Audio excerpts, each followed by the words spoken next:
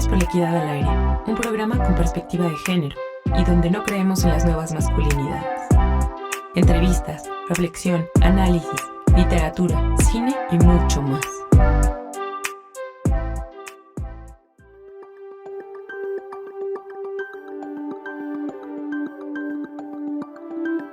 Hola, mi nombre es Pamela Barrera Aguilar y les doy la bienvenida a este programa especial de Hombres por la Equidad al Aire, transmitiendo desde Violeta Radio. En esta ocasión platicaremos con Melissa Fernández Chagoya sobre el empoderamiento femenino. ¿Cómo estás, Melissa? Hola, muchas gracias, muy bien, muchas gracias por la invitación. No, pues gracias a ti. También nos encontramos con mis compañeras de Hombres por la Equidad. Estoy aquí, Selga del Torres, es un placer estar contigo. Y Ángela Vázquez González. A continuación haré una breve introducción sobre Melissa Fernández Chagoya, quien es investigadora y docente. Desde 2017 forma parte del Sistema Nacional de Investigadores del CONACYT. Es doctora en Ciencias Sociales con área de concentración en Mujer y Relaciones de Género en la Universidad Autónoma Metropolitana. Su tesis fue premiada con la mención académica en 2015. Cuenta con estudios de maestría en Género y Desarrollo por la Université Diderot en París. Es maestra en Estudios de Género y Cultura con mención en Ciencias Sociales por la Universidad de Chile y Antropología Social por la Escuela Nacional de Antropología e Historia. Tiene múltiples publicaciones como autora de artículos y coautora de libros cuyas temáticas giran en torno a juventud y masculinidad, consumo sexual y participación de los hombres en la trata de mujeres, así como 4 manuales para erradicar la violencia contra las mujeres en México. Actualmente participa como docente en la Universidad Autónoma Metropolitana de Iztapalapa. Su plaza implica la impartición de las materias Antropología Práctica, Antropología de Género, Antropología de la Diferencia y la Desigualdad. Así que empecemos. Melissa, adelante. Muchas gracias, gracias por la invitación, compañeras. Bueno, pues yo quería incitarlas incluso a que platiquemos sobre el empoderamiento femenino, ¿no? Ese concepto hoy en día, me parece, nos resulta muy cercano, incluso es una aspiración de todas las mujeres, empoderarnos, pero también me parece que es importante apelar un poco a la genealogía o al origen de este concepto.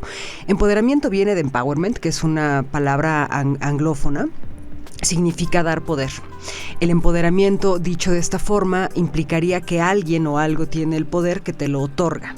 En sentido estricto, empoderar asume que esta otra persona no tiene poder y entonces como a mí me sobra voy y te lo doy, ¿no? Entonces de entrada ya en sí etimológicamente el concepto, creo yo, acarrea una suerte de problemas bastante importantes, pues, ¿no? Porque en sí el grupo social mujeres estaríamos esperando que algo o alguien nos dé el poder para entonces poder ejercerlo. Aquí hago un breve nota al pie de página. El poder en sentido estricto, ya lo ha dicho Michel Foucault, entre otros, pues no es algo que se tenga ni que se dé, sino que se ejerce. En sentido estricto, el grupo social mujeres ejercemos poder en diferentes situaciones de la vida y no tendríamos por qué estar esperando que alguien o algo nos lo dé, ¿no? Ese alguien o algo puede ser un sujeto, puede ser el Estado, puede ser una institución. No es nuevo tampoco que los anglicismos lleguen, digamos, a nuestro lenguaje y esto no es menor, digo, acá estamos entre colegas, no nos resultará extraño. El lenguaje configura, pues, nuestra realidad, ¿no? Es decir, a partir del lenguaje es que construimos lo que vivimos y lo que nos da sentido. Cuando un anglicismo se instaura en nuestro lenguaje, pues lo aprendemos con H intermedia y luego entonces buscamos ese empoderamiento, es decir, buscar que algo o alguien nos dé la facultad de ejercer el poder. Decía, no es nuevo, no será el único anglicismo que hayamos adoptado, pero sí creo que el empoderamiento hoy en día pareciera que es la meta a alcanzar, compañeras, ¿no? O sea, como el objetivo de la vida es empoderarnos. Y yo me pregunto qué pasa, digamos, con esta suerte de empoderamiento a partir de su genealogía. Un acto de empoderamiento puede ser el derecho al voto, por ejemplo, ¿no? Con las sufragistas, es decir, el grupo social mujeres, entre otros grupos históricamente vulnerabilizados, no tenía la facultad de votar. Y ahora votan. ¿Con eso qué? Se logró la igualdad, ya estamos en las mismas condiciones, ¿no? Es decir, el empoderamiento va facultándote para ciertos derechos que están en el margen de los derechos del hombre y del ciudadano. No así pensado propiamente para un grupo social que no responde a los cánones de este grupo hegemónico o el modelo a seguir o el único, ¿no? Esa es un poco la introducción, digamos, sobre la crítica hacia el empoderamiento como concepto.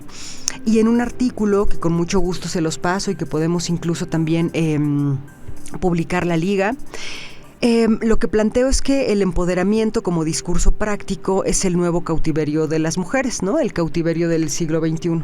Por supuesto me baso en la tesis de Marcela Lagarde, a quien prefiero yo presentar como Marcela Lagrande. Ella nos habla de los cautiverios de las mujeres, ¿no? Monjas, madres esposas, putas y locas. Yo ahí sumo, digamos, mi propuesta que esta noción, este discurso práctico del empoderamiento femenino es el nuevo cautiverio en el siglo XXI, porque suponemos que ejerciendo ese poder prestado, somos libres. Esa sería la introducción de la tesis que sostengo en este artículo.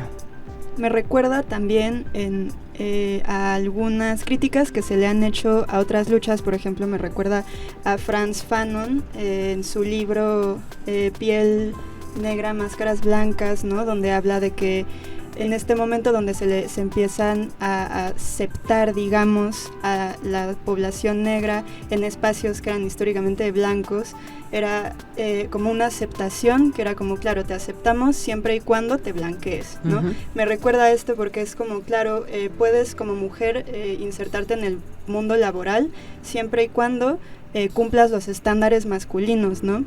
Yo me pregunto si no también podría ser mucho más enriquecedor para nosotras como mujeres feministas acercarnos a una historia de las mujeres, ¿no? Creo que es muy importante ver de dónde viene, de dónde han estado siempre las mujeres. No es que no hemos estado, ¿no? No es que no hemos estado insertas en la academia, en las teorías, en la ciencia, solo que nuestros nombres se han apagado, ¿no? Lo que yo me pregunto cuando leo y veo todas estas cosas es, entonces ¿cómo, no? O ¿cuál es la importancia? Porque creo que también hay que darle la importancia a esto de podernos acceder al mundo laboral, ¿no? Pero creo que también hay que poderlo hacer desde un rompimiento del sistema como está, ¿no? Entonces mi pregunta un poco es ¿cómo? Si no es así, ¿cómo? Si no es con el empoderamiento, ¿cómo? Uh-huh. Yo creo que también es importante anotar algo que de pronto se nos olvida, ¿no? Para liberarnos tampoco hay un manual, y si lo hay, descartémoslo pues, ¿no? O sea, cuando alguien nos diga, para liberarte paso 1, paso 2, no, bueno, por favor, no. Creo que también hay que intentar cosas a prueba y error, ¿no? La propia historia nos ha demostrado el cómo sí, el cómo no, el cómo tal vez.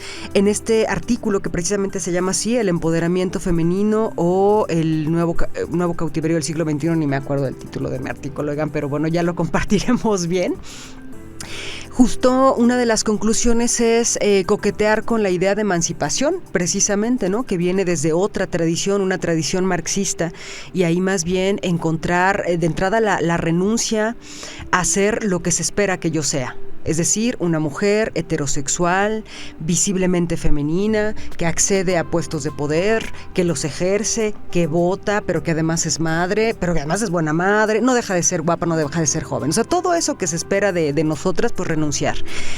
Y asumir las consecuencias, ¿no? Porque la emancipación, a diferencia del empoderamiento, que responde a una tradición de orden más bien liberal, ¿no?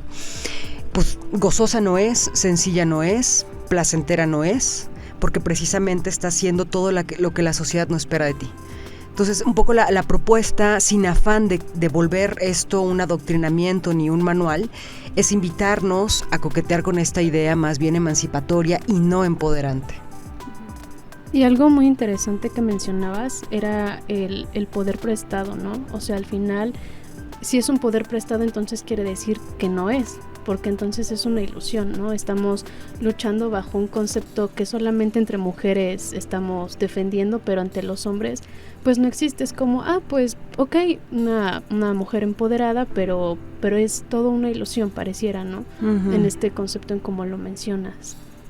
Sí, y fíjate que, a ver, yo creo que el empoderamiento no necesariamente es ficticio, ¿no? Efectivamente estamos empoderadas. Ahora mismo, ¿no? Estar en una cabina de radio dirigiendo el programa, hablando de lo que se nos da la gana, pues implica una suerte de empoderamiento. No es que no sea. Lo que yo sostengo es que eso nos lleva a un nuevo cautiverio, dentro de las posibilidades que se nos otorgan. En el caso de la emancipación sería otra cosa, sería romper con este permiso que nos dan para poder ser. Con esto quiero llegar a todas las mujeres que se reivindican como empoderadas, es que no se niega, por supuesto que están empoderadas, en este margen donde hay un préstamo de poder, como tú bien planteabas.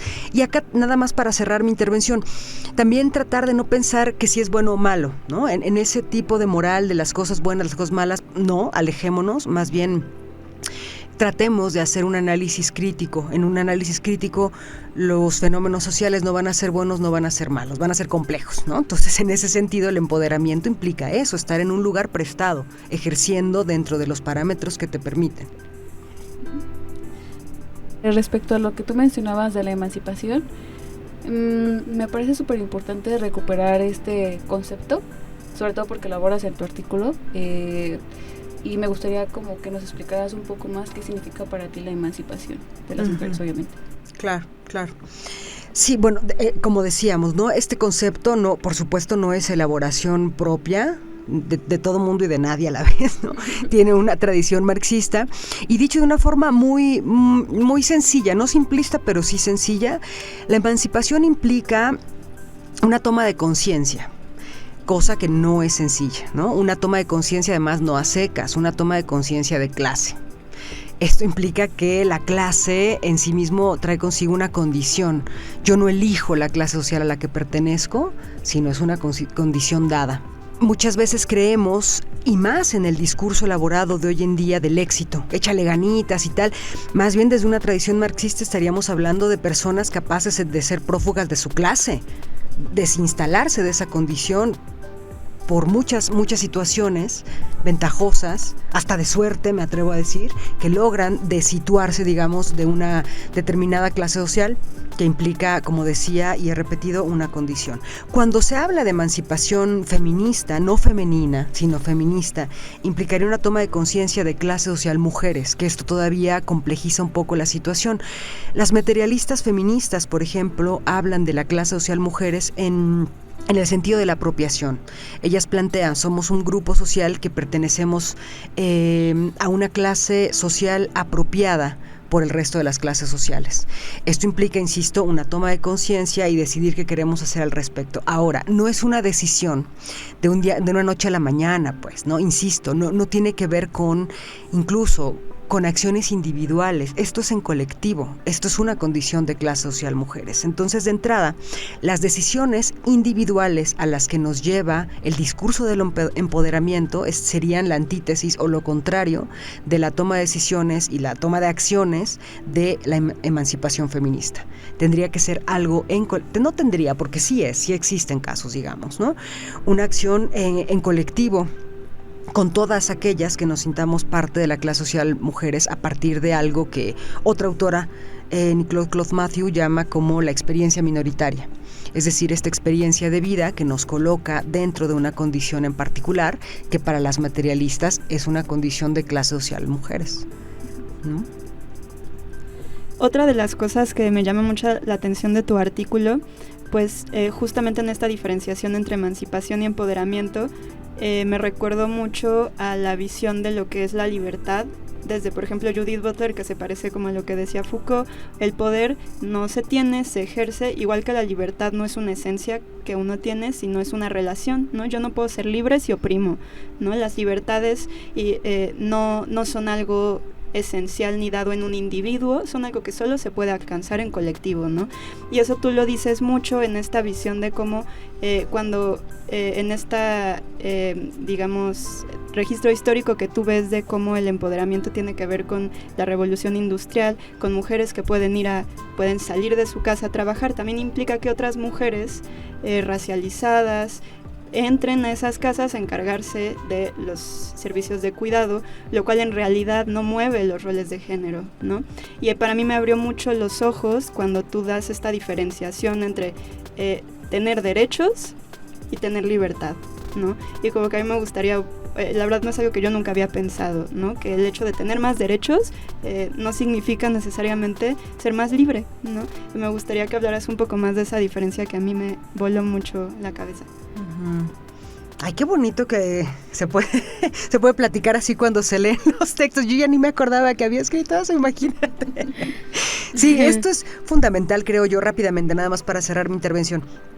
A ver, el ejercicio de derechos implica que hay algo escrito y que yo puedo acceder a, ¿no? En el caso de la libertad, sería traspasar las permisiones. Y esto de verdad suena rimbombante y bien padre, pero bueno, implica muchísima responsabilidad, ¿no?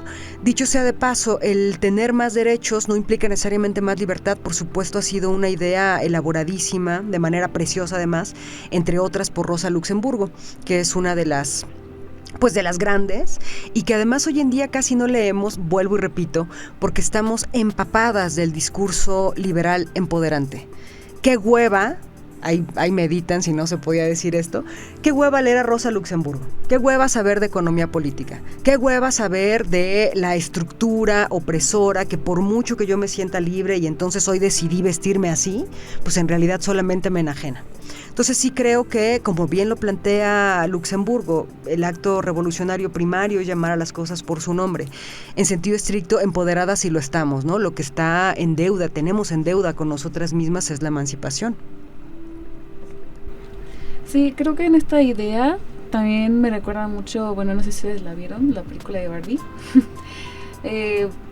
Me llama mucho la atención porque cuando vi la película, terminé de ver la película y lo primero que pensé fue, claro, aquí es muy visible lo que hablabas del feminismo liberal, ¿no? O sea, la idea de que Barbie te dice, no, tú empodérate, tú puedes liberarte, tú. O sea, no estaba pensando en mujeres racializadas, en mujeres pobres, en mujeres en ciertas condiciones estructurales. Pues justo es eso, o sea, es la visión clara del feminismo liberal que quieren pues justamente como que empoderar en la sociedad y que las mujeres tengan ese discurso distrayéndolas de lo que es realmente importante, ¿no? Que es por eso retomaba el concepto de emancipación, porque es la liberación. ¿Cómo podemos ser libres si no son libres todas, ¿no? Todas las mujeres, ¿no? Sí. Y además, añadiendo a lo que dice Itz, me viene una pregunta que es pues cómo desde mi individualidad puedo saber si estoy aportando algo positivo y constructivo al colectivo femenino, ¿no? O sea, en esta parte que comenta Itz, o sea, sí, yo me empodero, yo puedo decidir, pero ¿y qué pasa con las demás que no pueden? Con las demás que no sé, que no, o sea, no ni siquiera son vistas, ¿no? Entonces también poner esa pregunta en la mesa. Claro. Sí, es una pregunta dificilísima, creo, la que estamos planteando. Bueno, a ver, de entrada voy a caerles un poco mal, ¿no? Yo invito a que nos quitemos el feministrómetro de encima. O sea, no es que seamos buenas feministas, malas feministas, poquito feministas, muchito feministas, no, nada, ¿no? No hay niveles, no hay nada. Yo menearía un poco la pregunta, ¿no? ¿Cómo en mi proceso de emancipación no me estoy jodiendo a otros y otras y otros? Quizá esa sería la pregunta que creo yo podemos hacernos todos los días en todas las acciones que tenemos. Y cosas bien básicas, oigan. Cuando dejemos la cabina, pues llevarnos las cosas que trajimos, ¿no? Este papelito que está por acá, es decir, no suponer que alguien más tiene que llegar a limpiar, sea hombre, sea mujer, sea persona no binaria, da igual, hacerme cargo de mí misma sin esperar servicios, ¿no? Que esto me parece al grupo social mujeres y otras identidades históricamente vulnerabilizadas, quizá no nos resulta tan ajeno, porque nos ha tocado históricamente todo el tiempo, ¿no?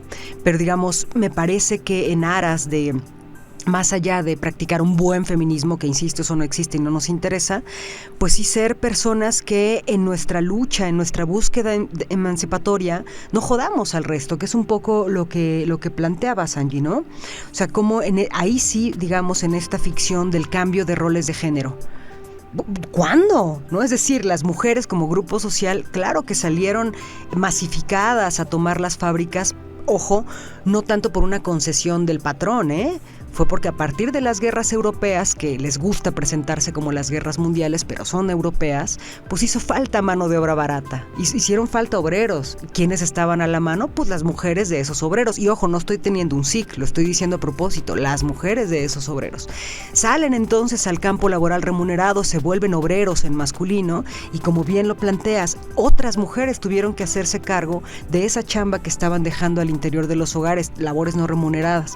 Entonces, en sentido estricto, efecto, hubo una salida masiva del Grupo Social Mujeres a tomar el trabajo remunerado, pero no hubo una entrada masiva de varones a hacerse cargo de las labores domésticas, ¿no? Eso sí es una ficción. Este cambio de roles, ¿no? Y yo lo planteo en este artículo. El imaginario de la mujer empoderada, como decía, guapa, bella, trabajadora, pero además madre, que tiene doble, triple jornada y entre mejor lo haga, pues más mujeres, pues claro que apela a esa ficción. Y claro que apela a una explotación emocional, íntima, sexual, laboral, ¿no? Entonces también, ojo, compañeras, en nuestro empoderamiento, pues ¿qué nos estamos haciendo? Queriendo cumplir estas expectativas en todas las esferas de la vida, sobre pretexto de empoderarnos. ¿A quién le beneficia nuestro empoderamiento? Me parece que esta pregunta es fundamental, ¿no? Además de atender o tratar de atender lo individual, que me parece igual de importante, también no obviar lo estructural. Al yo empoderarme, ¿a quién beneficio?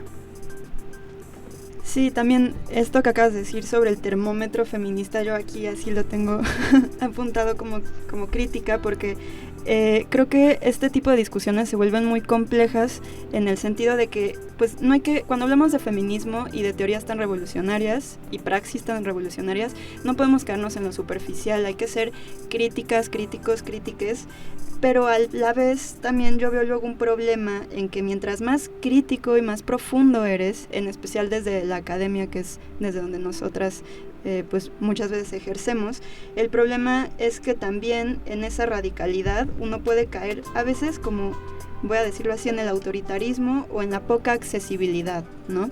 Es decir, cuando uno ya tiene un proceso de haberse cuestionado tanto estas cosas, de pronto puede sentir que, pues sí, que ya tiene como una especie de autoridad, sin voltear a ver que en realidad uno también está en un proceso bien nuevo, que también cada día estás aprendiendo cosas. Entonces, ¿cómo poder empatar ser crítico y ser crítica y siempre estar buscando la profundidad de estas cuestiones, pero sin quedarnos en unos feminismos que sean poco accesibles? Yo en esta idea, retomo tu idea, Angie, porque me saltó muchísimo, por ejemplo, yo cuando tomaba mis clases de feminismo en la facultad, pues sí, llegaba un punto en el que ya en los últimos días del semestre ya estábamos de que súper empapadas de la teoría, y llega un punto en el que entre nosotras mismas entramos como en discusión de si esto, si lo otro, o sea, llega un punto en el que somos, no sé si decirlo, como tan críticas, que empezamos a pelearnos entre nosotras. Entonces, como que yo en un punto en mi clase, se los comento mucho a ellas, llegué a un punto de desesperación que dije, ok, bueno, yo lo único que quiero compartir a la clase es que yo lo único que espero es que todas las mujeres seamos libres, es lo que quiero, y creo que es el propósito último, bueno, no sé si último o la base del feminismo, como buscar la liberación de todas las mujeres, ¿no? Mujeres, como lo decía, racializadas, pobres, indígenas, todas las mujeres, ¿no? Que no suframos ningún tipo de opresión, que creo que es lo que debería de centrarnos a todas, y que me parece súper importante del feministómetro, me parece súper importante o sea, señalar ese tipo de cosas para llegar a una liberación, a una solución, no sé llamar la solución, pero juntarnos todas para pelear contra un mismo problema, ¿no? Uh-huh. Sí, justamente para ir cerrando esta parte que mis compañeras comentan, muy importante, porque a la vez de que nos miramos a nosotras mismas deseando, queriendo, anhelando, luchando porque todas podamos pues tener un espacio, un lugar, no ser señaladas, pues igual estamos incitando a que otras mujeres también, ¿no? Desde ellas nazca esta conciencia de también poderse saberse y verse pues libres. Sí, chicas, pues yo les agradezco mucho la invitación. La verdad es que fue una plática bien rica. Me emocionó mucho que mi artículo les haya generado cosas, ¿no? Me parece que para eso escribimos, no es un soliloquio, no es convencimiento, me parece que es para dialogar, y también nos invitaría en otra ocasión a sostener debates, ¿cómo decirlo?, en contraposturas, ¿no? También yo creo que hoy en día nos urge aprender a dialogar, y dialogar no es convencernos, pero sí colocar dos posturas discrepantes en la misma mesa, tomando el mismo café y pudiendo reconocernos. Hoy en día pareciera que yo solo puedo hablar con las personas que piensan igual que yo, y a mí me gustaría repetir, digamos, esta linda charla con posturas totalmente en contra, ¿no? Que venga alguien a hablarnos pro empoderamiento, por ejemplo. Estaría bueno, porque creo que también así me parece que el fin último de la emancipación, o como bien lo decías, compañera, quién sabe si sea el último, pero uno de los fines, es que la gente tomemos decisiones. Punto, ¿no? Y asumamos las consecuencias de esas decisiones. Muchas gracias por la invitación. Pues sí, pues muchas gracias. También con esta última intervención todas nos invitamos a enfrentarnos un poco con nuestras incomodidades, sin dejarnos de sentir abrazadas por la sororidad y el feminismo, también dejarnos interpelar por las cosas que nos incomodan, ¿no? De nuestras propias luchas. Y pues muchas gracias por escucharnos el día de hoy. Les invitamos a escuchar nuestros próximos programas. Gracias.